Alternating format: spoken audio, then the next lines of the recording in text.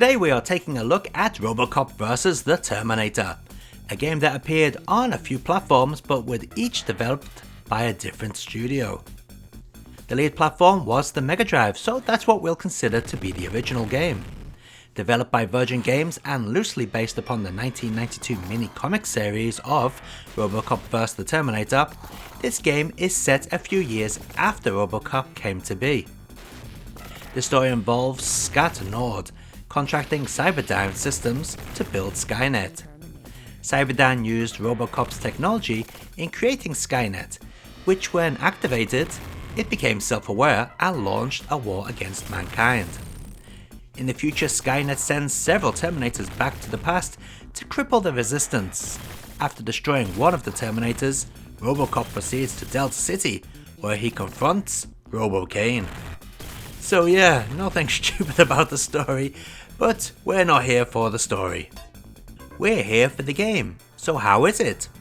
Well, if I'm to be brutally honest, it's a bit crap. You see, this game is all style but no substance. Back when it was released, the gore in this Mega Drive version was a big wow factor. The massive sprites were another, and admittedly, excellent sampled sound effects were all big selling points. Even the Terminator speech in the music was cool, although looking back now it's rather redundant as is the quality of the music. But hey, these points are not what makes the game as bad as it is these days. The biggest issue is that Robocop vs the Terminator is one of those games where it is impossible to avoid everything. You will take damage, and sometimes that damage is way too strong. This really kills the fun factor, but play through a few levels and you'll find that they offer next to no variety. It's all very samely. If this game had a few cool bonus sections to break up the platforming stages and better level design, it could have been excellent, but as it is, it's nothing more than a trip down nostalgia lane ending in Disappointment Street.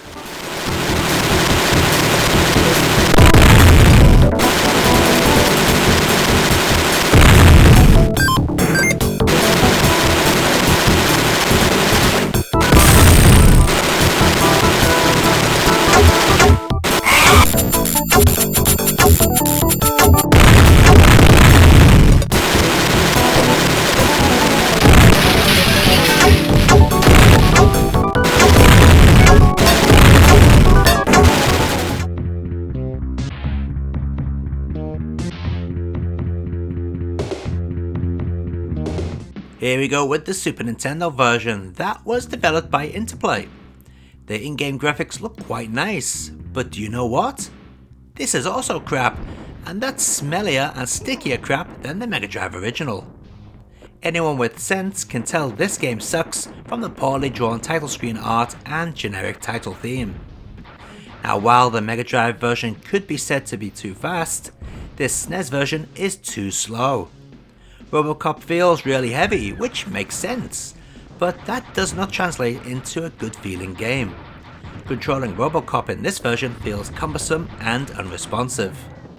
The constant slowdown may play a factor in that, however. Something else that's bad about this game is the level design.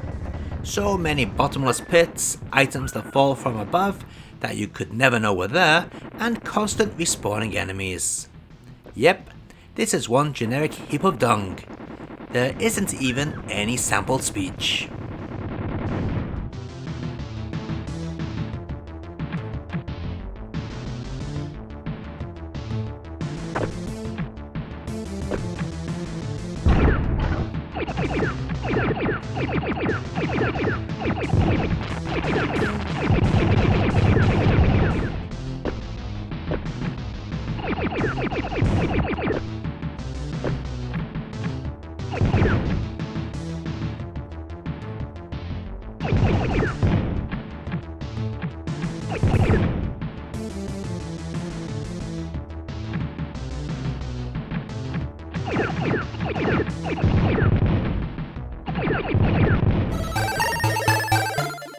Here we go with the Sega Master System version, which was developed by NMS Software. Now, NMS Software are normally a decent developer, and I'm happy to say that they haven't disappointed here. This version of Robocop vs. the Terminator is clearly based upon the Mega Drive original, but with a few major improvements. First of all, it's actually possible to dodge most, if not all, attacks. The game also moves at a more comfortable speed. We even get energy bars for the bosses too. And get this, there's speech samples, and they are actually from the real Robocop movie, unlike the Mega Drive game. That's some major cool bonus points right there. As you can see, the scrolling isn't very smooth, but we do have loads of nice touches, from the smooth animation to the background details. Even the audio is pretty good. Sadly, this game was only ever released in PAL territories, so no US release, but that's not to worry because M&S also did the Game Gear port, which did get a US release. You're terminated.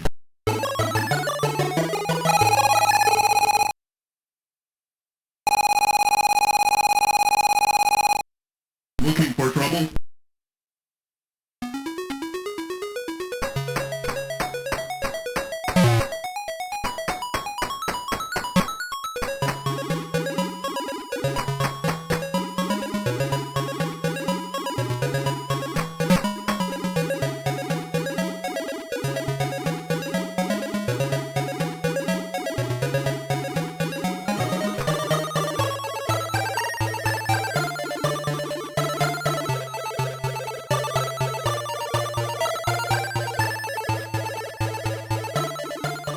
And here we go with that Game Gear version.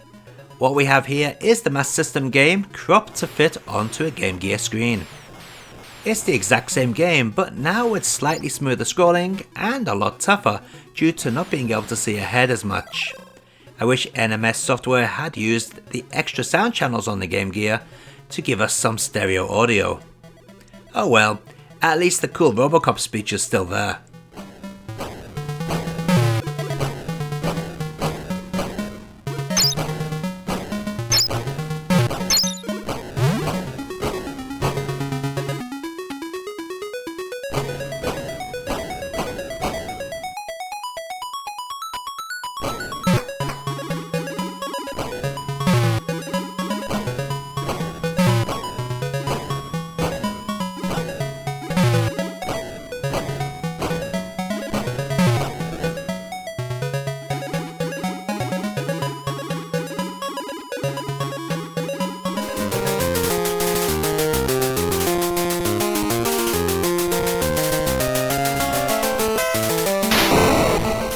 Unexpected development were behind the Game Boy port, and well, yeah. I never remembered Robocop having to kill oversized spiders or visit a robot factory, but that's what we have here. Sadly, the speed of the game is quite slow. It's also full of enemies you can't always hit. This has nothing on the Game Gear game.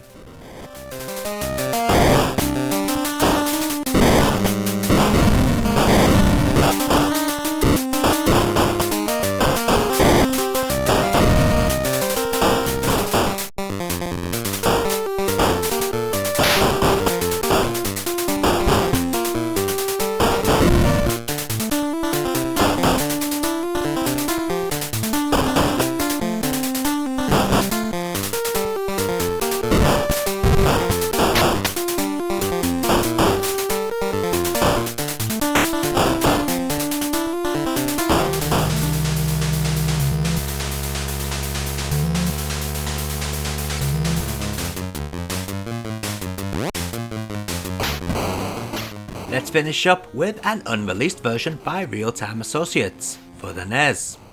Now in my opinion, Real Time Associates have never made anything worth playing.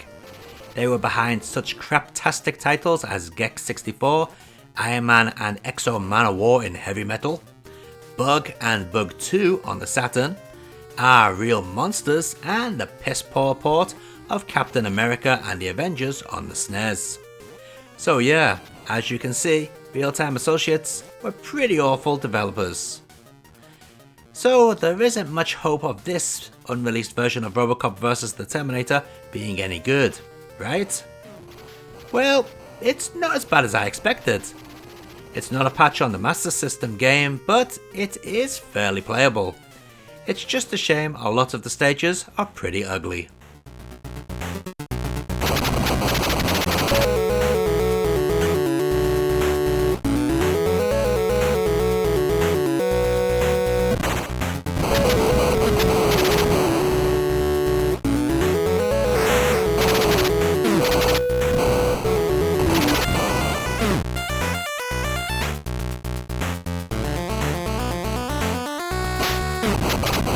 And let's take a look at all those versions of Robocop vs. the Terminator running side by side.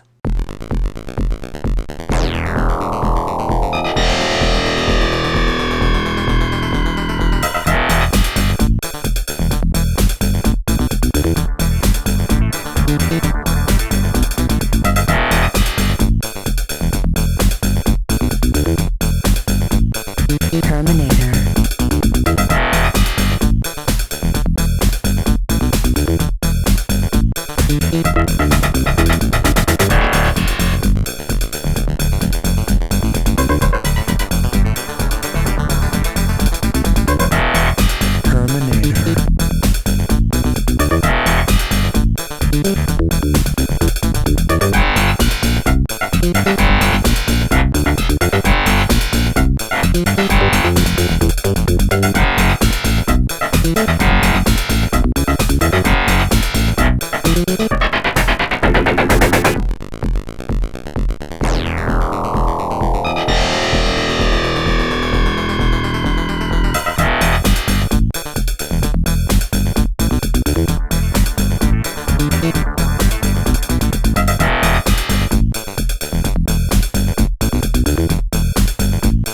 Terminator.